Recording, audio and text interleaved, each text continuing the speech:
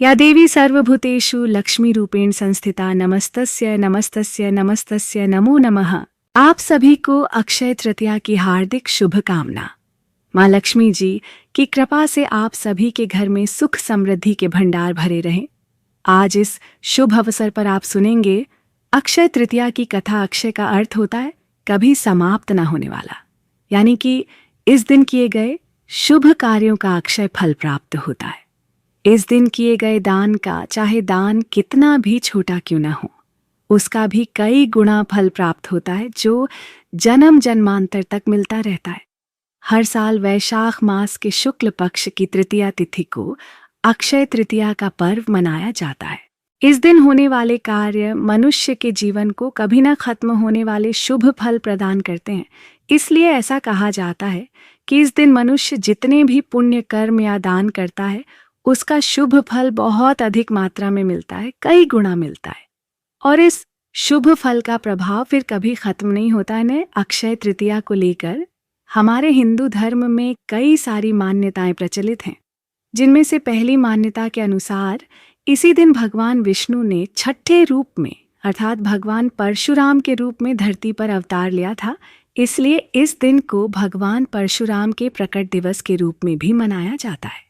दूसरी मान्यता के अनुसार त्रेता युग के प्रारंभ होने पर धरती की जो सबसे पावन, सबसे पवित्र पुण्यदायी मानी जाती है माँ गंगा नदी, इसी दिन स्वर्ग लोक से धरती पर आई थी और गंगा नदी को राजा भगीरथ लेकर आए थे। इस पवित्र नदी के धरती पर आने से आज के दिन की जो पवित्रता है, शुभता है, वो और अधिक बढ़ जाती है। इसलिए अक्षय तृतीया के दिन पवित्र गंगा नदी में डुबकी लगाने से मनुष्य के सारे पाप नष्ट हो जाते हैं। एक और मान्यता के अनुसार आज के दिन ही महर्षि वेदव्यास जी ने महाभारत लिखना प्रारंभ किया था और इसी दिन महाभारत के धर्मराज युधिष्ठिर को अक्षय पात्र की प्राप्ति भी हुई थी। इस अक्षय पात्र में यह विशेष व्यवस्था थी कि इसमें से कभी भोजन समाप्त ही नहीं होता था। इस पात्र के द्वारा धर्मराज युधिष्ठिर ने अपने राज्य के निर्धन और भूखे लोगों को भोजन देकर उनकी सहायता की थी।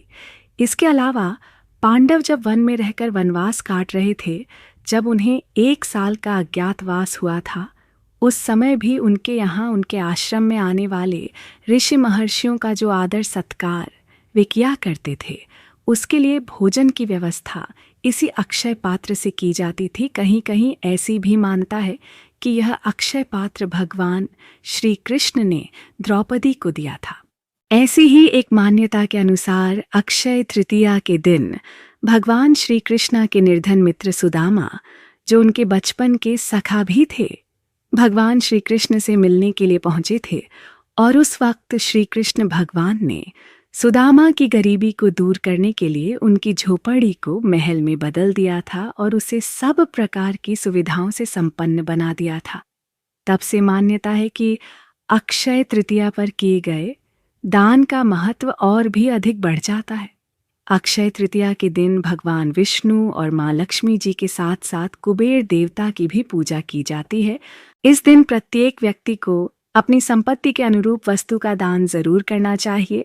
ऐसा कहा जाता है आज के दिन दिया गया दान कई गुना होकर वापस मिलता है और भगवान विष्णु और माँ लक्ष्मी जी के आशीर्वाद से उनके घर में सदा बरकत बनी रहती है, सदा धन के भंडार भरे रहते हैं। आइए अब सुनते हैं आँखा तीज की कथा। बहुत पहले की बात है।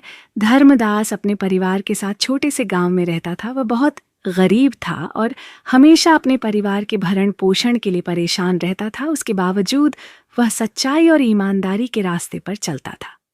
वह बहुत धार्मिक प्रवृत्ति का व्यक्ति था। एक बार उसने अक्षय तृतीया का व्रत करने का सोचा, क्योंकि रोजी रोटी का बड़ा संकट था और परिवार में कई सारे सदस्य थे, तो वह किस प्रकार से उन सभी का पेट भरता। ऐसा सोचकर उसने अक्षय तृतीया का व्रत करने का सोचा। अक्षय तृतीया के दिन वह सुबह ब्रह्म मुहूर्त में उठा और नदी में स्नान करने के पश्चात विधिपूर्वक भगवान विष्णु की पूजा अर्चना और आरती की।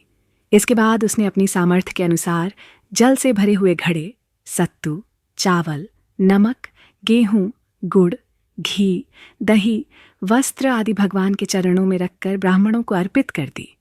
ये सब देखकर धर्मदास के परिवार वाले थोड़े नाराज हुए। और उन्होंने उसे रोकने की कोशिश की कि हमारे घर में तो वैसे ही धन और अनाज की कमी है। आप दूसरों को यह दान दे रहे हो तो कैसे चलेगा, कैसे परिवार का पालन पोषण होगा।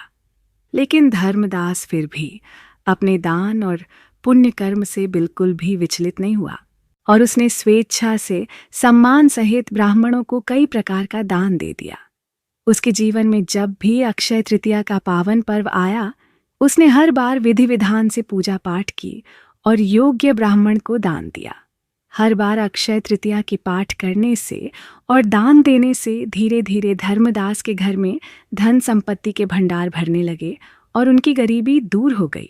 अब परिवार का पालन पोषण बहुत अच्छे से चलने लगा, लेकिन फिर भी धर्मदास ने हर बार विधि विधान से पूजा पाठ करना और दान देना बंद नहीं किया। फिर इस जन्म के पुण्य प्रभाव से धर्मदास ने अगले जन्म में कुशावती के राजा के रूप में जन्म लिया। उनके राज्य में सभी प्रकार के सुख, धन, सोना, हीरे, जवाहरात आदि किसी भी प्रकार की कोई कमी नहीं थी और उनके राज्य में प्रजा भी बहुत सुखी थी। अपने राजा को वो प्रजा बहुत प्यार करती थी। अक्षय तृतीया के पुण्य प्रभाव से राजा को अगले जन्म में वैभव और यश की प्राप्ति हुई, लेकिन वो कभी भी लालच के वश में नहीं आए और न ही अपने सत्कर्म के मार्ग से विचलित हुए। इस प्रकार उन्हें सदा अक्षय तृतीया का पुण्य प्राप्त होता रहा।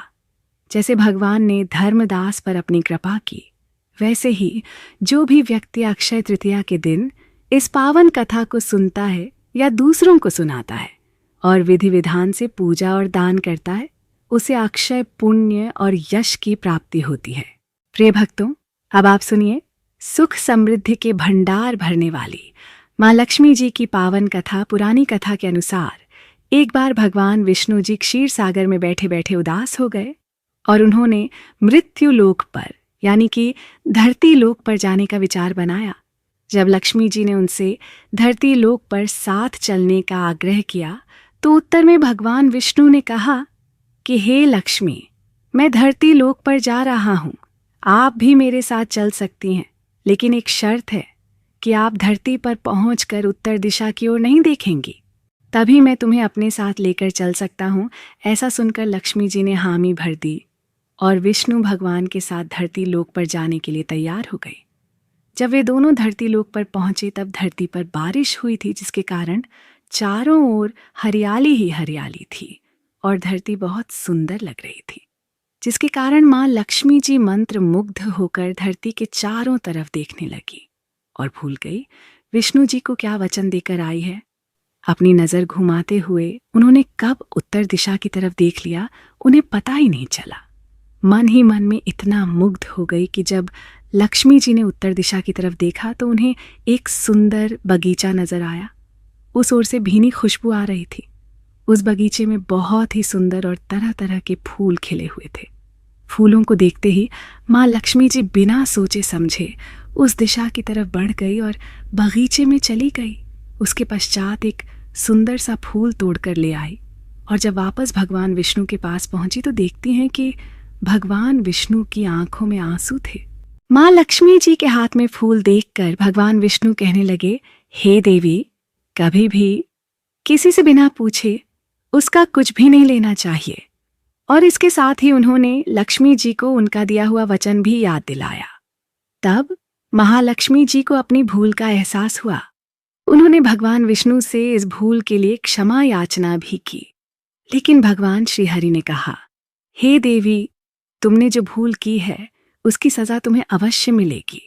जिस माली के बगीचे से तुमने बिना पूछे फूल तोड़ लिए हैं वह एक प्रकार की चोरी ही तो है, इसलिए अब तुम 3 वर्ष तक उस माली के घर की नौकर बनकर रहो। ऐसा सुनने के बाद खेद व्यक्त करते हुए माता लक्ष्मी उसे बगीचे के मालिक के पास पहुंच गई। उस माली का नाम माधव था और वह वहीं एक झोपड़ी में रहता था। उसके साथ उसकी पत्नी, 2 बेटे और 3 बेटियां भी थीं। जब माता लक्ष्मी एक साधारण औरत बनाकर माधव के झोपड़े पर गई तब माधव ने पूछा कि बहन, तुम यहाँ कैसे आई? तब माता लक्ष्मी ने कहा, मैं एक गरीब औरत हूँ, मेरी देखभाल करने वाला कोई नहीं है। मैंने कई दिनों से खाना भी नहीं खाया है, मुझे कोई काम दे दो, मैं तुम्हारे घर का सारा काम कर दिया करूंगी और इसके बदले में आप मुझे अपने घर के एक कोने में आश्रय दे दें। माधव बहुत अच्छे दिल का था, उसे दया आ गई, लेकिन उसने कहा कि बहन, मैं तो स्वयं भी बहुत गरीब हूं। मेरी कमाई से मेरे घर का खर्च ही काफी कठिनाई से चलता है, लेकिन अगर मेरी 3 की जगह 4 बेटियां भी होती तब भी तो मुझे गुजर ही करना था। इसलिए अगर तुम मेरी बेटी बनकर जैसा भी रूखा सूखा हम खाते हैं उसे खाकर खुश रह सकती हो तो बेटी अंदर आ जाओ। माधव ने माँ लक्ष्मी को ऐसा कहकर अपने झोपड़ी में शरण दे दी और माता लक्ष्मी जी 3 साल तक माधव के घर में नौकरानी बनकर रही। कथा के अनुसार ऐसा कहा जाता है कि जिस दिन से माँ लक्ष्मी माधव के घर रहने आई थी, उसके दूसरे ही दिन से माधव को फूलों से इतनी अच्छी आमदनी होने लगी कि उसने एक गाय खरीद ली और फिर धीरे धीरे माधव ने खेती की जमीन भी खरीद ली और उसकी कमाई भी समय के साथ बढ़ने लगी, जिससे उसके पूरे परिवार के लिए अच्छे कपड़े और गहने भी आ गए। माधव को भी यह लगता था कि जब से मेरी चौथी बेटी आई है उसने तो मेरी किस्मत ही जगा दी है। एक बार की बात है, जब माधव अपने खेत से कम कर घर वापस लौटा, तब उसे लगा कि उसके दरवाजे पर गहनों से लदी हुई एक देवी स्वरूप औरत खड़ी है। जब वह आगे बढ़कर उनके पास गया तब उसे आभास हुआ कि उनकी शक्ल तो मेरी चौथी मुंह बोली बेटी से मिलती है। माधव एकदम हैरान रह गया, उसे समझ ही नहीं आ रहा था कि यह क्या हो रहा है। तो उसे देखकर माँ लक्ष्मी जी मुस्कुराने लगी और कहा, हे माधव, तुम तो बहुत ही अच्छे और बहुत ही दयालु व्यक्ति हो। तुमने क्योंकि मुझे अपनी बेटी की तरह रखा, अपने परिवार का सदस्य बनाया। इसके बदले में मैं तुम्हें वरदान देती हूँ कि तुम्हारे पास कभी भी खुशियों की और धन की कमी नहीं रहेगी। इतना कहकर माँ लक्ष्मी अपने स्वामी के द्वारा भेजे गए रथ में बैठकर वैकुंठ लोक को वापस चली गई। हे माँ लक्ष्मी, जिस तरह से आपने उस गरीब माली को सारी खुशियाँ दी, उसके घर में धन के भंडार भर दिए, उसी तरह से इस कथा को कहने और सुनने वाले सभी भक्तों के जीवन में खुशियाँ भरना, उनके घर में धन के भंडार भर देना। धर्म प्रेमियों, ये थी अक्षय तृतीया की पूजन विधि और कथा। अगर आपको हमारी ये प्रस्तुति अच्छी लगी हो तो चैनल को सब्सक्राइब करें और इस वीडियो को दूसरों से भी शेयर करें।